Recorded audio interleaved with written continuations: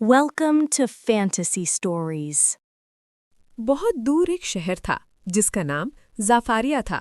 इस शहर में लोग खुशी से रहते थे क्योंकि वहाँ का बादशाह निहायत मेहरबान और अक्लमंद था। बादशाह की एक ही बेटी थी जिसका नाम शहज़ादी अलीना था। शहज़ादी अलीना ना सिर्फ अपनी खूबसूरती की वजह से मशहूर थी बल्कि अपने नर्म दिल, हिम्मत और समझदारी की वजह से भी लोग उससे मोहब्बत करते थे। वो रोज़ महल के बाग में जाती और आवाम के बच्चों के साथ खेलती और गरीब लोगों की मदद करती थी।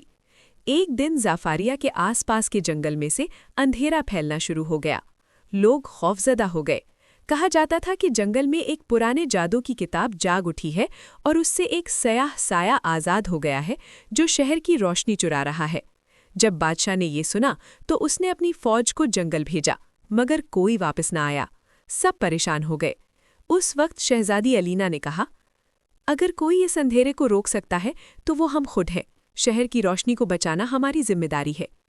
बादशाह पहले परेशान हुआ, लेकिन फिर उसने अपनी बेटी को नूर का ताज, एक तलवार और जादू का नक्शा दिया जो उस साया के किले तक ले जा सकता था। शहज़ादी अलीना ने अपना सफ़र शुरू किया। रास्ते में उसका सामना बोलने वाली चील, सुनहरी हिरन और गहरी नदी से हुआ, मगर वो हर मुश्किल के बाद आगे बढ़ती गई। उसकी नेकी की वजह से जानवर भी उसकी मदद करते रहे। आखिरकार वो सयाह साया के किले तक पहुंच गई। वहां उसने देखा कि एक बहुत पुराना जादूगर अंधेरा फैला रहा था।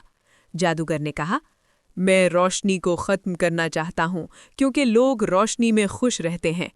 शहज़ादी ने जवाब दिया, रोशनी इंसानों को उम्मीद देती है और उम्मीद के बगैर जिंदगी नहीं। लंबी लड़ाई के बाद शहज़ादी ने अपनी तलवार और ताज से निकलने वाली रोशनी से उस अंधेरे को ख़त्म कर दिया। जादू की किताब बंद हो गई, सयाह साया मिट गया और ज़ाफ़ारिया में दोबारा रोशनी, अमन और खुशियाँ लौट आईं। जब शहज़ादी महल वापस आई तो लोगों ने उसका इस्तकबाल फूलों और गीतों से किया। बादशाह ने कहा, आज तुम सिर्फ मेरी बेटी नहीं बल्कि ज़ाफ़ारिया की हिम्मत की रानी हो। और यूं शहज़ादी अलीना की कहानी हमेशा के लिए किताबों में दर्ज हो गई।